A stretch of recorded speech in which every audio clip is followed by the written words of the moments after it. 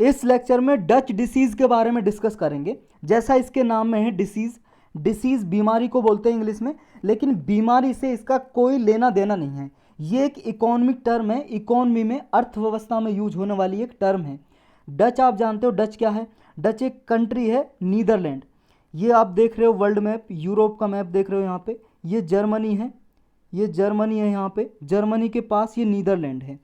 Netherlands को 1960 में यहाँ पे ये नॉर्थ सी है, नॉर्थ सी में एक गैस का भंडार मिला था, गैस रिजर्व मिले थे। गैस रिजर्व जब मिले थे तो इसने क्या किया, फिर गैस रिजर्व को रिफाइन किया और गैस को इसने एक्सपोर्टिंग करना शुरू कर दिया। एक्सपोर्टिंग का मतलब दूसरे देशों में बेचना शुरू कर दिया। तो वहाँ से ये डच डिसीज़ की जो टर्म है ना, निकल के आई थी। मतलब क्या होता है इसका, पहले ये जानते हैं। और फिर ये नीदरलैंड में जब ये गैस रिजर्व इसने खोजा नीदरलैंड ने और बेचा फिर गैस को, तो उसका क्या इम्पैक्ट पड़ा? जो इम्पैक्ट पड़ा ना, वही है डच डिसीज। उसी फिनोमिना को बोलते हैं। क्या है ये फिनोमिना? इसमें क्या होता है, किसी कंट्री में अनइवन ग्रोथ होती है, यानी कि उसकी इकोनॉमी ग्रोथ करने लगती है। किस वजह से? क्योंकि उसे नेचुरल रिसोर्सेज मिले होते हैं, स्पेशली लार्ज ऑयल रिजर्व। ये जो टर्म है देखो, नेचुरल रिसोर्सेज में प्राकृतिक जो संसाधन है उसमें तो बहुत सारी चीज़ आ सकती हैं। कोयला भी आ सकता है, ये क्रूड ऑयल है, कच्चा तेल भी आ सकता है, सेल गैस भी आ सकती है, या फिर और कोई भी आ सकता है, नेचुरल गैस वगैरह। तो बहुत सारे रिसोर्सेज आते हैं, लेकिन स्पेशली ये टर्म यूज की जाती है ऑयल रिजर्व के लिए।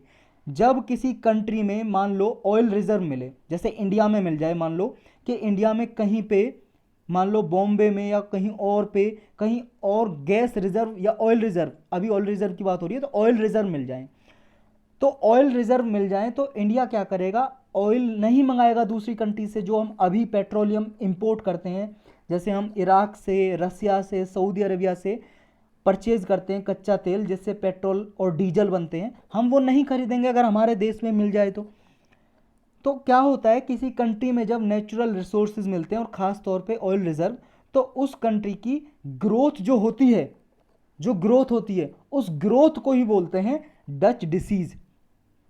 लेकिन डच डिसीज़ बोलते क्यों हैं? इससे नुकसान क्या होता है? देखो, इसमें ऐसा होता है, इस फिनोमिना में, जैसे ही मान लो किसी कंट्री में ऑयल रिजर्व मिले, अब वो कंट्री क्या करेगा, ऑयल को एक्सपोर्ट करेगा, अपनी कंट्री में भंडार तो रखेगा नहीं, वो क्या करेगा, बेचेगा, क्योंकि उसे तो डॉलर मिलेंगे, कमाएगा, मनी मिलेगी उसे। अब किसी कंट्री में मान लो, अब इंडिया की एग्जांपल लेते हैं हम। देखो, इंडिया में अभी $1 के बराबर लगभग 77 रुपीज़ है। इसे मान लो 80 रुपीज़ का लगभग मान लो, ठीक है, 80 रुपीज़ है, ये मान लो $1 के मुकाबले 80 रुपीज़ है, वैल्यू है $1 की। अगर मान लो ऑयल मिल जाए, इंडिया में ऑयल मिल जाए और हम एक्सपोर्ट ज़्यादा करेंगे, एक्सपोर्ट ज़्यादा करेंगे, तो क्या होगा, जब हमारा एक्सपोर्ट ज़्यादा होगा और इंपोर्ट कम होगा, तो हमारी जो डॉलर की डिमांड है, हमारी डॉलर की डिमांड इंडिया की, तो वो क्या होगी, कम हो जाएगी। जब हमें डॉलर नहीं चाहिए तो हमारी डॉलर के मुकाबले जो करेंसी है मजबूत होती चली जाएगी। यानी कि पहले हमें 80 रुपये दे के $1 खरीद रहे थे, अब हमारा रुपया मजबूत हो जाएगा, मान लो $1 के मुकाबले बराबर 50 रुपीज़ हो जाएगा, 50 रुपीज़। तो पहले हम जब $80 दे के, 80 रुपीज़ दे के, डॉलर नहीं, 80 रुपया दे के $1 खरीद पा रहे थे, अब हम 50 रुपये दे के ही $1 खरीद सकते हैं। इसका मतलब हमारा रुपया मजबूत हो गया, हमारे रुपये की वैल्यू बढ़ी है ना डॉलर के मुकाबले, क्योंकि हम पहले 80 में $1 खरीद रहे थे, अब 50 रुपये में ही खरीद पा रहे हैं, 30 रुपये हमें फिर भी बच गए, 30 रुपये हम और डॉलर खरीद सकते हैं। तो हमारा डॉलर मजबूत हो जाएगा। किस वजह से? क्योंकि हमें ऑयल मिला भंडार, हमने एक्सपोर्ट करना शुरू किया, हमारा एक्सपोर्ट बढ़ गया, इंपोर्ट कम हो गया, तो हमारा डॉलर के मुकाबले रुपया मजबूत हो गया। तो इस कंडीशन में नुकसान क्या होगा इंडिया को? देखो, हमें फ़ायदा तो ये होगा, हम जितना करेंगे एक्सपोर्ट, एक्सपोर्ट करेंगे हमें, जैसे मान लो हम एक्सपोर्ट ज़्यादा करेंगे। पहले क्या होता था, हमारा $1 के मुकाबले 80 रुपया होता था, लेकिन अब $1 के मुकाबले 50 रुपया हो गया। अब क्या होगा, अगर हम बात करें इंपोर्ट की, इंपोर्ट की, पहले इंपोर्ट की बात करते हैं। जो हमारा इंपोर्ट हो रहा था, दूसरी कंट्री हमारे देश से कुछ चीज़ें खरीद रही थी, मान लो हमारे देश से गोल्ड खरीद रही थी, या मान लो हमारे देश से पेट्रोलियम प्रोडक्ट खरीद रही थी या इलेक्ट्रॉनिक्स गुड्स खरीद रही थी, तो क्या होता था, हमारा 80 रुपये के बराबर $1 था। यानी कि बाहर की कंट्री के लोग, जैसे मान लो यूएसए को, अमेरिका को कुछ खरीदना था, अमेरिका को इंडिया से कुछ खरीदना है यूएसए को, तो वो $1 दे के 80 रुपये की चीज़ खरीद सकता था हमारे इंडिया से। $1 दे के अगर उसे मान लो हमारे यहाँ से कोई इलेक्ट्रॉनिक सामान खरीदना है, तो वो $1 दे के 80 रुपये का इलेक्ट्रॉनिक सामान खरीद सकता था, क्योंकि $1 बराबर 80 रुपये था। लेकिन अब वो $1 दे के, क्योंकि हमारा रुपया मजबूत हो गया, तो $1 दे के 50 रुपये का सामान खरीद सकता है। तो नुकसान किसको हुआ, यूएसए को, और हमको क्या हुआ, फ़ायदा। हमारा इंपोर्ट क्या है, हमारा जो हम जैसे एक्सपोर्ट कर रहे हैं किसी कंट्री से, एक्सपोर्ट, क्योंकि जो हम इंपोर्ट की बात कर रहे हैं, इंपोर्ट का मतलब दूसरी कंट्री के लिए हमारी कंट्री से इंपोर्ट, तो हम तो ये एक्सपोर्ट ही कर रहे हैं, हम एक्सपोर्ट ही कर रहे हैं इलेक्ट्रॉनिक सामान, दूसरी कंट्री इंपोर्ट कर रही है। तो पहले अगर यूएस से $1 दे के 80 रुपये का सामान खरीद सकता था, अब वो $1 में 50 रुपये का सामान ही खरीद सकता है, क्योंकि हमारा रुपया मजबूत हो गया। तो हमारे यहाँ से एक्सपोर्ट क्या है, महंगा हो गया ना, कॉस्टलियर हो गया ना। यानी कि हम पहले कम रुपए कमा पा रहे थे, अब वही सामान बेच के हम ज़्यादा डॉलर कमा पा रहे हैं। यानी कि हम पहले देखो $1 में 80 रुपये का अपना सामान दे देते थे, अब $1 में $1 देता है, हम 50 रुपये का सामान ही देते हैं उसे। यानी कि हमें कम देना पड़ता है अपनी वैल्यू। यानी कि पहले अगर $1 में वो 2 पेन खरीद सकता था, अब मान लो $1 में ही वो 1 पेन खरीदेगा। यानी कि पहले हम $1 बेच के, मान लो एक पेन बेच के हम $1 ही कमा सकते थे, अब ये मान लो 1 पेन बेच के $2 कमा सकते हैं। ऐसे समझ लो कि यानी कि हम 1 पेन ही बेच रहे हैं, वैल्यू सेम बेच रहे हैं, लेकिन डॉलर ज़्यादा कमा रहे हैं, क्योंकि हमारा रुपया मजबूत हो गया। लेकिन अब ये सोचो, यूएसए को कोई अल्टरनेटिव मिल जाए, विकल्प अल्टरनेटिव मिल जाए कि वो से $1 दे के, पहले हमारे इंडिया से 1 पेन खरीद रहा था, अब $2 दे के 1 पेन खरीद रहा है। ये समझ लो ये 40 की जगह 50 की जगह 40 मान लो वैल्यू, ज़्यादा ही ये घिचपिच हो गया, मैं थोड़ा और ले लेता हूँ पेज। जैसे मान लो $1 बराबर कितना था, पहले 80 रुपया, हमारा रुपया मजबूत हो गया, तो $1 बराबर मान लो 40 रुपया हो गया। पहले $1 दे के वो 1 पेन खरीद रहा था यूएस से, हमारे यहाँ से 80 रुपये, यानी कि हमारा 80 रुपये का पेन था यहाँ पे, तो $1 दे के वो 1 पेन खरीद रहा था। लेकिन हमारा पेन तो अभी भी 80 रुपये का इंडिया में, हम बेच रहे हैं 80 रुपये का ही, लेकिन $1 की वैल्यू अब 40 रुपये है, 40 रुपये। तो अब क्या करना पड़ेगा, यूएसए को $2 देने पड़ेंगे। अब यूएसए $2 देगा, जब जाके 1 पेन खरीद पाएगा। यानी कि यूएसए को तो नुकसान हुआ, महंगा पड़ गया उसे इंडिया से पेन खरीदना। अगर उसे कोई अल्टरनेटिव मिल जाए, विकल्प, मान लो वो क्या है, अब किसी और देश से, जैसे मान लो पाकिस्तान से या बांग्लादेश से, $1 में 1 पेन ही खरीद सकता है वो। मान लो $1, वैसे पाकिस्तान का अब $1 बराबर 250-300 के लगभग हो रहा है पाकिस्तान का रुपीज़, लेकिन अगर मान लो $1 बराबर 80 रुपया है, पाकिस्तान की करेंसी मान लो 80 है $1 के मुकाबले, तो अब क्या करेगा, यूएस से पाकिस्तान से पेन खरीदना शुरू कर देगा, क्योंकि उसे $1 में 1 पेन मिल रहा है और सेम पेन सेम क्वालिटी में मिल रहा है, तो इंडिया से क्यों खरीदेगा वो। यानी कि हमारा जो इंपोर्ट है वो क्या है, हमारा इंपोर्ट नॉन कॉम्पिटिटिव हो जाएगा, कॉम्पिटिटिव नहीं रहेगा मार्केट में। क्योंकि अगर हमारा डॉलर के मुकाबले रुपया मजबूत होता है, तो हमारे देश से इंपोर्ट कम करेंगे लोग, लेकिन हमारा फ़ायदा किस में होगा।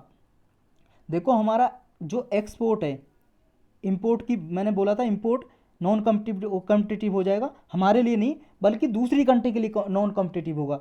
ये समझ में आ रहा है ना आपको। देखो हम जो एक्सपोर्ट कर रहे थे पेन, हमारा एक्सपोर्ट अब क्या हो जाएगा, नॉन कॉम्पिटिटिव। कैसे, क्योंकि अब यूएसए हमसे पेन नहीं खरीदेगा, क्योंकि उसे $2 देने पड़ रहे हैं 1 पेन खरीदने के लिए, और पहले $1 में 1 पेन खरीद रहा था। तो हमारा एक्सपोर्ट क्या है, इंटरनेशनल मार्केट में नॉन कॉम्पिटिटिव हो जाएगा। यानी कि अब हमारे देश से बहुत ही कम लोग प्रेफर करेंगे खरीदना माल, क्योंकि हमारा रुपया मजबूत हो गया।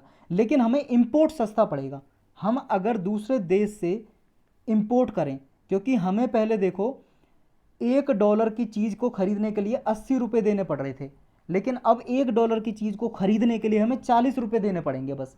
तो हमारे लिए, हम दूसरे देश से इंपोर्ट करेंगे अपने कंट्री में तो इंपोर्ट हमें सस्ता पड़ जाएगा। अगर हम मान लो पहले $1 में 1 लीटर क्रूड ऑयल आता था, हम कच्चा तेल खरीद रहे थे, तो हम $1 में पहले कच्चा तेल खरीद रहे थे क्योंकि $1 की वैल्यू 80 रुपये थी। लेकिन इंटरनेशनल मार्केट में $1 बराबर 1 लीटर, यानी कि 1 लीटर जो ऑयल है $1 में आ रहा है अभी भी, लेकिन $1 के मुकाबले हमारा 40 रुपये हो गया।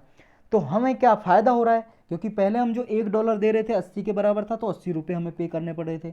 अब $1 बराबर 40 रुपये, हमें सिर्फ 40 रुपये पे करने पड़ रहे हैं, यानी कि $1 में हम 2 लीटर ऑयल खरीद सकते हैं। समझ रहे हो, $1 में हम 2 लीटर ऑयल खरीद सकते हैं, यानी कि 80 रुपये में हम कितना खरीद सकते हैं अब, क्योंकि $1 बराबर 40 रुपये। हम मान लो अगर $2 भी देंगे तो हमारा तो 80 रुपये ही जाएगा ना, क्योंकि $1 40 के बराबर है, $1 40 के बराबर है। पहले हम $1 दे रहे थे और हमें 1 लीटर ऑयल मिल रहा था, और $1 80 के बराबर था, 80 रुपये दे रहे थे हम। अब वही हम $1 दे रहे हैं, लेकिन $1 40 के बराबर है, यानी कि 40 रुपये दे रहे हैं। अब हम भले ही दूसरा डॉलर दे दें, लेकिन जा तो हमारा 40 रुपये ही रहा है ना, तो हमारे लिए इंपोर्ट सस्ता पड़ा, लेकिन एक्सपोर्ट हमारे देश से महंगा हो गया, यानी कि हमारा एक्सपोर्ट नॉन कॉम्पिटिटिव होगा, क्योंकि हमारी मार्केट से बहुत लोग कम खरीदेंगे। अब यही इसमें केस है, देखो डच डिसीज़ में, जैसे मान लो किसी कंट्री में ऑयल रिजर्व मिला, तो क्या होगा, उसका एक्सपोर्ट डिस्करेज हो जाएगा। डिस्करेज क्यों हो जाएगा, क्योंकि उसकी करेंसी एप्रिसिएट हो गई। एप्रिसिएट का मतलब उसकी करेंसी की वैल्यू बढ़ गई, क्योंकि उसकी करेंसी की वैल्यू बढ़ गई तो उसके देश से क्यों खरीदेगा कोई माल, क्योंकि महंगा पड़ेगा। क्योंकि यूएसए को एक पेन खरीदने के लिए पहले $1 देना पड़ रहा था, अब $2 देने पड़ेंगे, तो क्यों खरीदेगा, किसी और कंट्री से खरीदेगा। तो हमारा एक्सपोर्ट है जो उस कंट्री का डिस्करेज, यानी कि एक्सपोर्ट घट जाएगा, लेकिन इंपोर्ट इनकरेज होगा, क्योंकि हमें इंपोर्ट जब दूसरे देश से खरीदेंगे हमें सस्ता माल मिलेगा, क्योंकि हमारा रुपया मजबूत हो गया। तो ये टर्म सबसे पहले आई थी नीदरलैंड में 1960 में। क्या हुआ था, नीदरलैंड में ऑयल रिजर्व मिले थे और ऑयल एक्सपोर्ट करना शुरू किया था, गैस रिजर्व भी मिला था नॉर्थ सी में, तो इसने ऑयल को एक्सपोर्ट करना स्टार्ट किया। डच की करेंसी है जो, यानी कि नीदरलैंड की करेंसी मजबूत हो गई, लेकिन क्या हुआ, इंटरनेशनल मार्केट में इसका प्रोडक्ट है जो एक्सपोर्ट है वो देखो लेस कम्पिटिटिव था। क्यों, क्योंकि यहाँ से महंगा पड़ रहा था लोगों को खरीदना, क्योंकि इसकी करेंसी मजबूत हो गई थी, और इस वजह से यहाँ पे अनएम्प्लॉयमेंट रेट बढ़ गया था, यानी कि बेरोजगारी 1.1% से लेकर 5.1% बढ़ गई थी बेरोजगारी यहाँ पे। तो इस वजह से क्या हुआ था, इंडस्ट्रियल सेक्टर डाउनफॉल कर गया था, इंडस्ट्रियल सेक्टर घट गया था नीदरलैंड का।